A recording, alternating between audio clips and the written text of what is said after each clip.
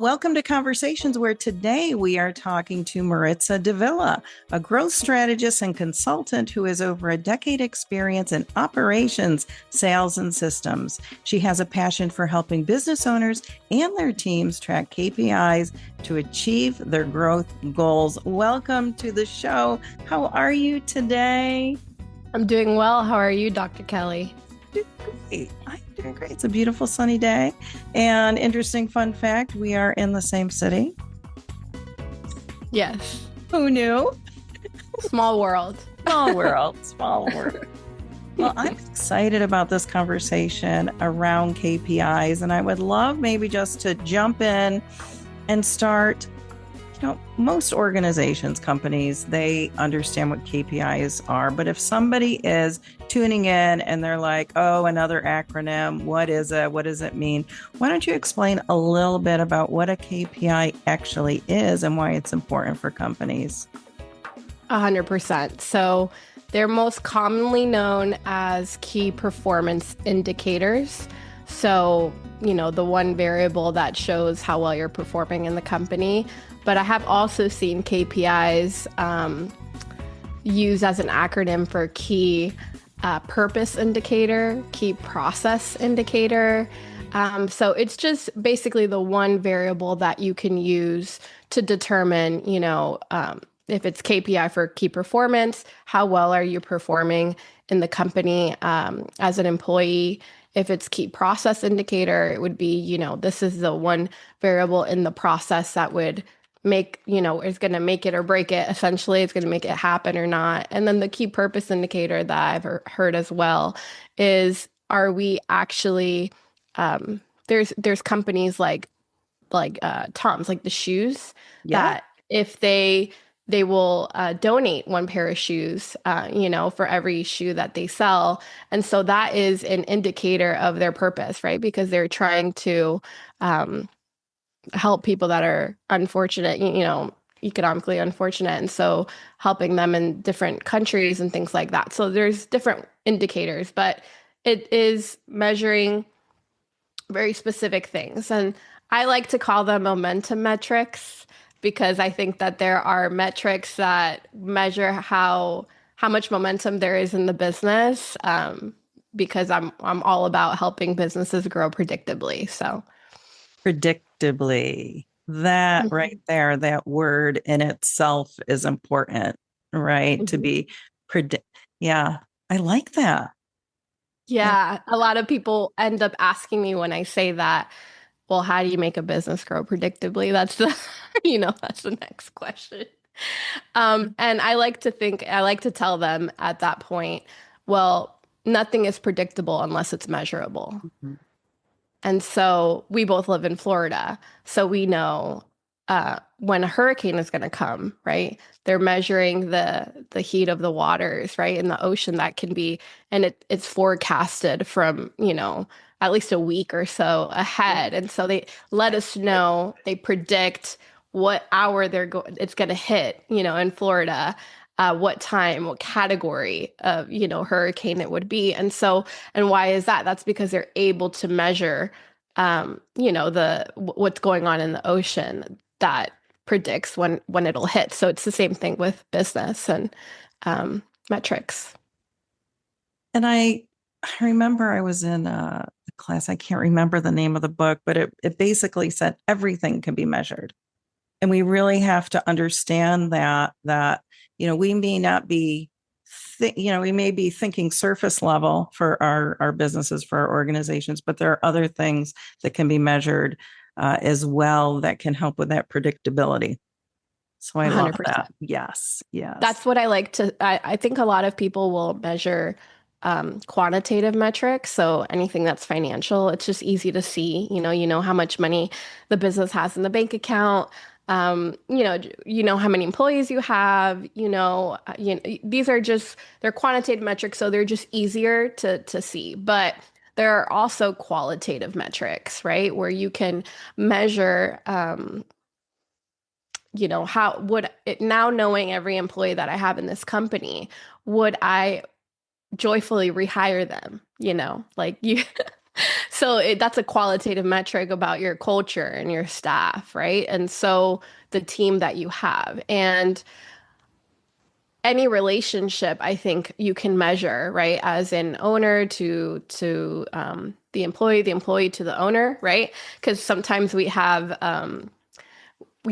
you may think as the owner, I'm doing a great, wonderful job, but maybe the staff has a different a different opinion about that, right? Because they may not see, the time that you spend at night thinking about them, or you're concerned about, if you never tell them, right? And I see that a lot where owners will think about things a lot more than they actually state them to their team. And teams can never do a great job or never really know if they're in the same page unless there's clear communication and clear expectation, right? So I think that's why metrics are so important, because if you can tell your, even like an administrative assistant, if you can tell them, in order for you to be doing a good job, I need all of my emails to be, read and answered to by 10 a.m.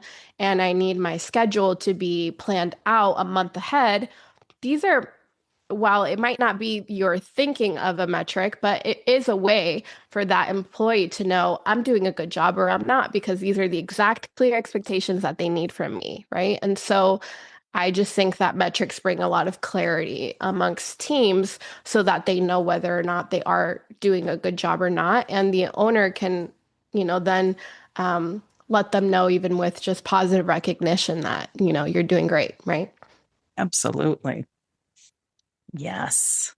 So if someone is doing this weekly, so they have they've decided, and I'm sure that that's even another conversation, like how do you decide what to measure? Let's go there first. How would an organization, how would a company, how would a business person decide what they should measure? I think it is all correlated to what their goal is in the company, right? And so most of the companies that I work with, or really all of them, want to grow their business, but there might be different constraints in those businesses that don't allow them to grow. And so some companies have more of a cultural issue, right, with their people. And then other companies may just not have a marketing strategy, and don't typically measure things. So I've noticed even with companies that are doing, multi-million dollars in revenue, they typically don't measure anything weekly. And it was surprising, very surprising to me, but yes, it is like a common pattern in business owners. They don't measure anything weekly. And so I think that's one of the things that I work with business owners. That's, well, what is the goal, right? Because if we are, um, doing a marketing plan, let's say we want to affect the culture of the company, and so we're going to host a company picnic, right? Well, what is the goal of that? Are Hmm. we trying to improve our company culture? How do we know that company culture has been improved? Does that mean that employees spend time with each other out of work?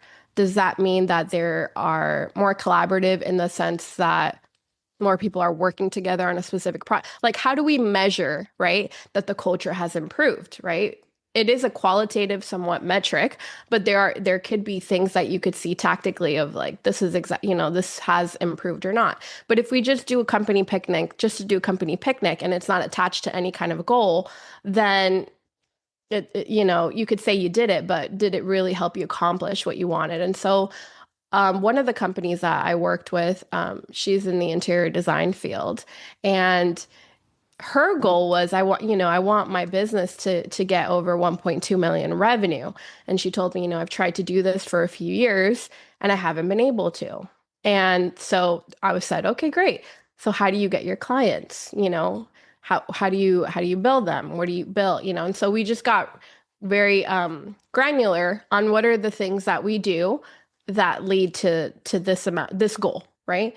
And I remember specifically her I told her she had to reach out and try to make specific partners that would be referral partners for her business. And she would have to meet with at least one of them a week.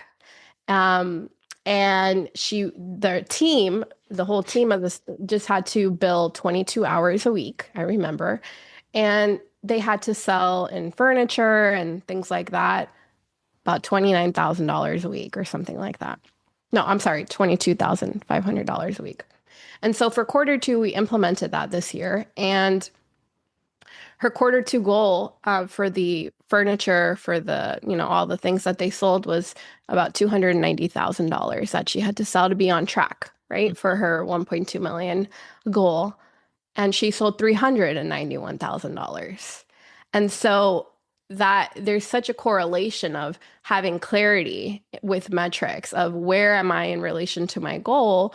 And so if your goal is tied to the metric, that's how you decide, right? What are the things that I should be measuring? Because you don't want too many measurements where you don't make any decisions on anything, right? And you just have analysis paralysis when you're looking at, all these numbers. No, you want numbers that help you course correct week over week of where, am I really going to get to my goal or not? I think that that's a trap where people feel that they have to measure so many things. And then, like you said, analysis paralysis sets in, and then they don't go anywhere. Right. But it sounds like, from what you're sharing, is that if this is something that is weekly, it's attached to that goal, there's going to be momentum. So you see every week, this is what I need to do. This is the number I'm hitting, or whatever it is. And then you continue to move on from there. Yeah, I like to say weekly measurements turn annual goals into progress. Yes, absolutely. Because there is a there is a formula to progress, and I would say it's just whatever your annual goal is, divide that by a weekly metric that you track, and that will equal progress because you will see, wow, I'm really not doing much, or or I'm doing Right. great. And there's accountability in that. And I'm sure that that's one of the pieces that I'm sure that you help people with, is having that accountability. Would that be a correct statement? 100%. Yes, I think that every metric needs to have an owner. So one person that reports on it and, they own it. So if they are responsible, like in my prior example with the designer, um, her other designer was responsible for the billable hours. Great. Well, we're going to ask you why, the billable hours was 10 and not, 22, right? So it makes you feel responsible. There's a sense of ownership within your team, right? Which I think every business owner would love when you have a team that takes ownership for their work and accountability. And if they, miss the mark, they say that was my fault and I'm going to work to correct that. That's And so correct. that's one of the ways to improve the accountability is they have to have a number that they own. Yeah. That ownership for sure. Hmm. Well, what is the difference between annual targets and weekly KPIs? Because it sounds like this is important. Yeah. Annual, everyone in the beginning of January 1st, every business owner is very easy for them to tell me, I want to hit, I don't know, 5 million in revenue, or I want to hit 2 million, or, that number is not as hard to find. However, most of them do not think about what does that mean weekly Mm. and how to customize it to their own business. And so I work with them on that, but it's very simple. All they have to do is let me know how many weeks do you typically work a year? Because not everyone works That's right. 52 weeks, right? And so how many weeks do you typically work a year? And let's customize it. And then now let's divide that by what your annual goal is.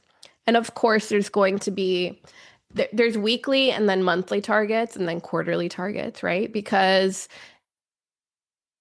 let's say one week you guys all went on vacation or a lot of your employees went on vacation, so obviously you're going to be low that week.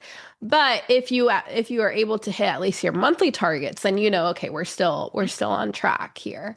And so that's why I like to, it's a weekly thing so that weekly you can course correct if there's something that was wrong or people went on vacation, you got sick, whatever the case may be.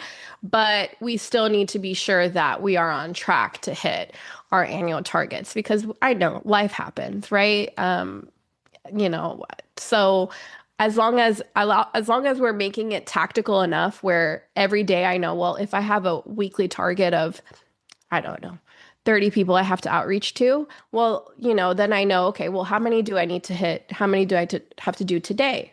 Right? And everyone is different. Maybe you're the type of person that is better to do it all one day. And maybe there's other people that prefer to just, do a little bit each day. Whatever. As long as the target is hit, then at least it shows you and the owner you are hitting your metrics and you're performing well. Yeah, and that takes commitment. Takes commitment. 100%. And I think even before that commitment, it takes a readiness for somebody to say, I'm serious. This is the goal that I have. I want to hit it, and I'm going to do whatever it takes in order to do that. And not everybody is there all the time. 100%.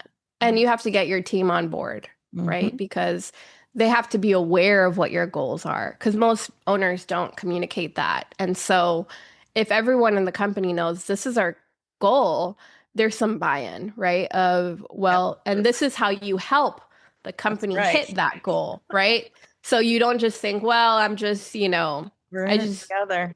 Yeah, we're all doing it. We're all working together towards this goal. And so it really helps to bring the whole team together so that they understand they're part of the bigger picture, even though maybe sometimes they may not feel like it, but we need everyone. That's right. Yes, yes, and yes. All right. So let's talk about some common mistakes. So, what are some common mistakes that teams make when tracking metrics, and how can they avoid them? Yeah. So another type of metric, or another way to differentiate the metric that you are tracking is there are leading and lagging indicators.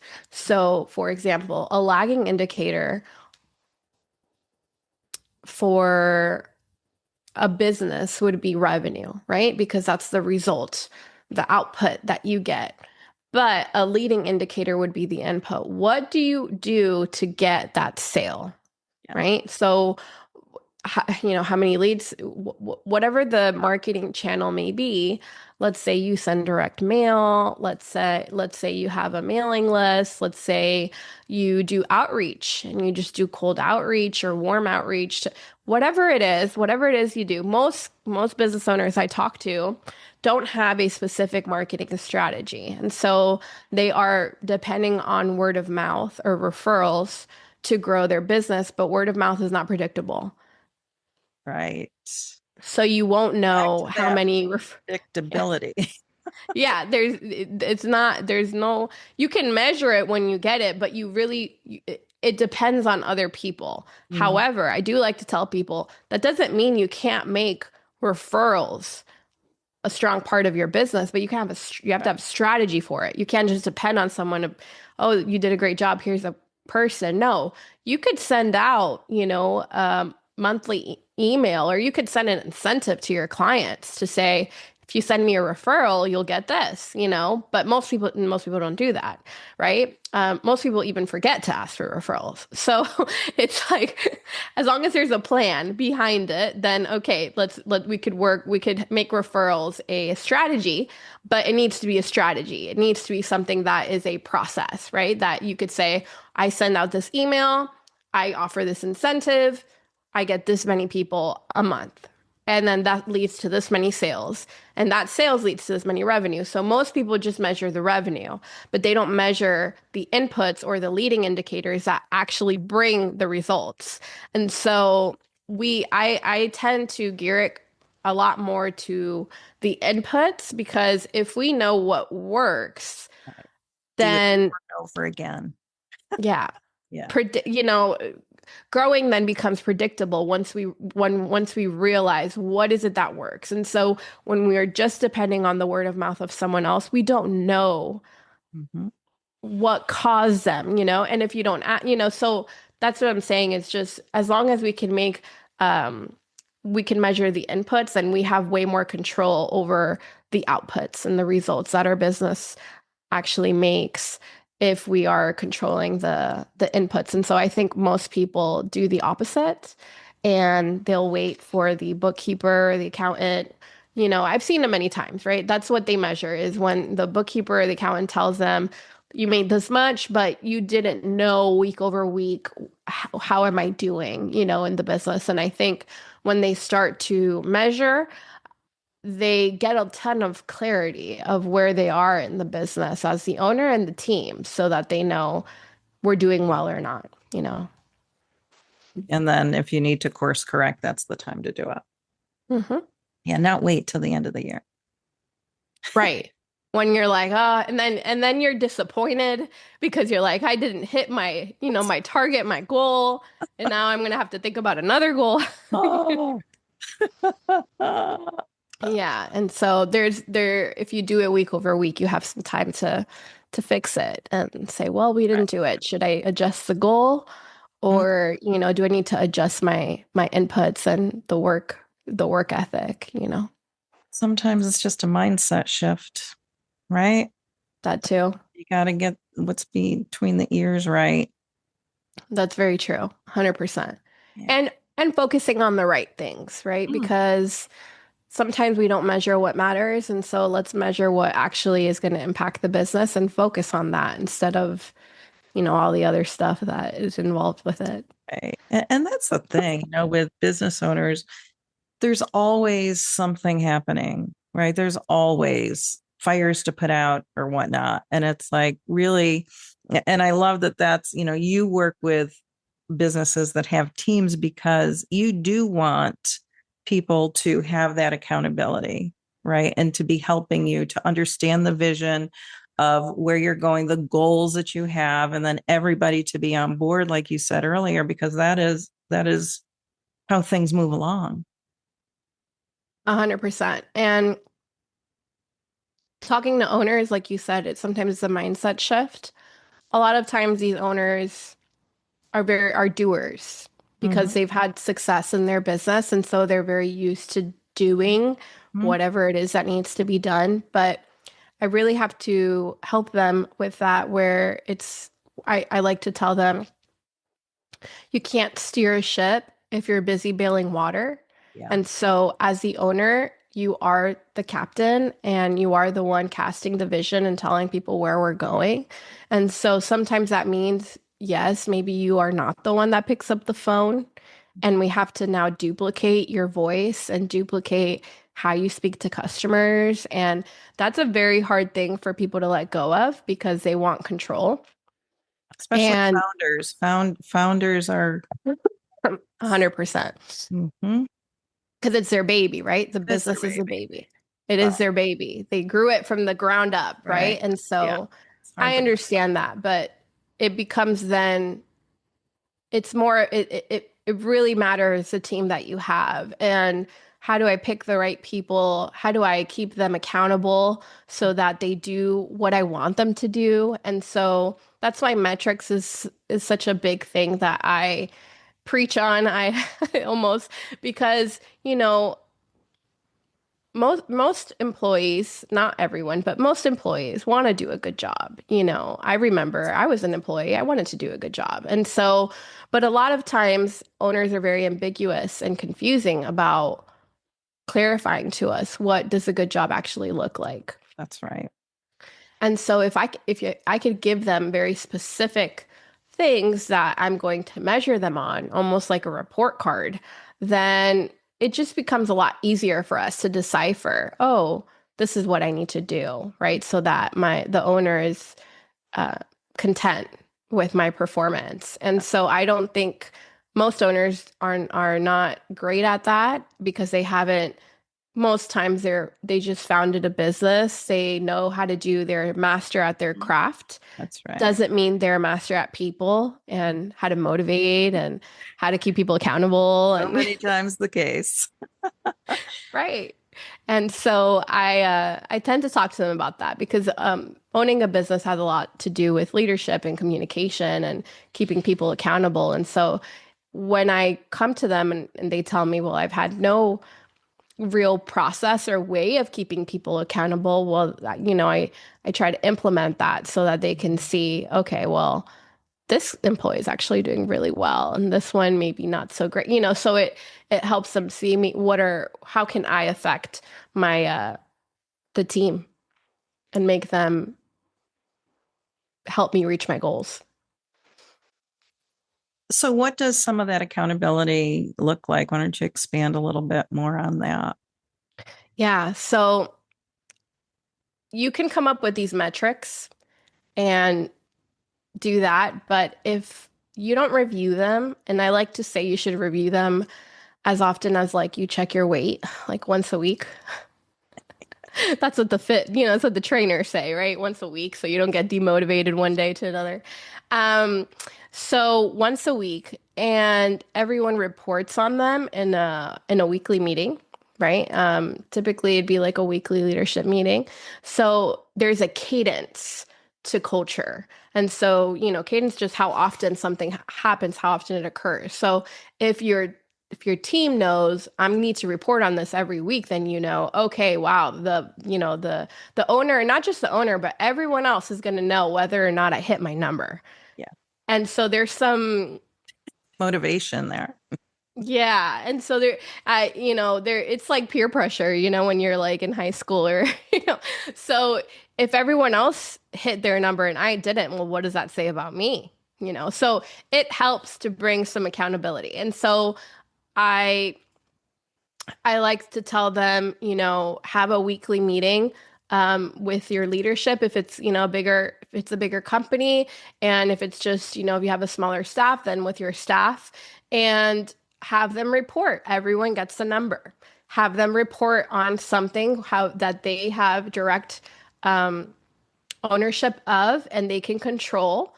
And that way you will continue to see progress in the company. And so you could measure the metrics, but if no one reports on it, it's not going to do much. And if they continue to underperform and it doesn't become an issue that you have to resolve in the meeting, then nothing will happen. They'll just continue to underperform. So I like to tell them there's like a three strike rule. So if you can underperform for 1 or 2 weeks, the second week it would be a warning, because the first week maybe you got sick, Right. maybe you went on vacation, or whatever the case may be. But if it's 2 weeks in a row, now that's a warning, right? We're not gonna do anything, but everyone knows like the second week, like this is well, let's see what happens next week. And if it's the third week, then that is an issue that needs to be resolved within the company, because I need to understand, why are you not able to perform on this metric? Are there other things that are taking up your time? Do you just not want to do it? Like what is it, And so that now becomes a discussion that we need to discuss in the meeting. And that's just, that's a process and a system to help keep your staff and your team accountable. Yeah. Now, you have a methodology that you use. I'd Mhm. like you to maybe to mention just a high view, Mhm. not giving away the farm or anything is what I'm saying. But why don't you go ahead and talk a little bit about the methodology that you have created? Yeah, so the methodology is called the GROW methodology, and it's an acronym. So it stands for guide, research, optimize, and win. And really, it's kind of the phases that I take my clients through. And so, in the very beginning, we are coming up with the things that will help guide the entire team, including the owner, on how we're going to do business. What's the goal, right? Like, what's the vision of what's the goal? Um, what are the team members that I have on here? Who am I missing? Do I have the right team members? Right. So core values is another thing that I talk to about them in the beginning, because I want to understand what matters. And the team needs to understand, how am I supposed to behave while I'm trying to reach this goal? Yeah. Right. And so core values comes into that. So those are some of the things in the guide phase. And then in the research phase is when we start to collect data. And so that's when we're going to collect metrics on the specific goal that we have in place, and we come up with a plan on how, with the team, how we're going to reach that goal. And so the research phase is we're collecting data, right? And so because a lot of times we make as owners, we make decisions based off our gut, but Mm, not based off data. And so we need the data to back up our right. gut. Maybe not always, right? Because I know sometimes, but we do need some data. And so we need to balance it out. And so we do that. And then in the optimize phase, we are really looking at what has happened over the past quarter, what has worked, what hasn't worked, how effective was our plan, and how can we improve it, right? And then win is okay, well, we've already improved this, we've made this the most um, optimal plan that it could be, right? It's the most effective, it's the best plan to fix our constraint and the one constraint we have in the business. And now we're just going to keep doing this and we're going to continue to win. So that's kind of the methodology that I have. There's a lot of different components into it because I like to say I take a 360 holistic view of the business because, finances are one part of the thing, people Just are one another part. part, That's right. but they all work together. I heard someone say that women's brains are like a ball of yarn, and so everything is connected. So you could talk about like business, your marriage, your kids, your church, whatever it is, right? It's all connected.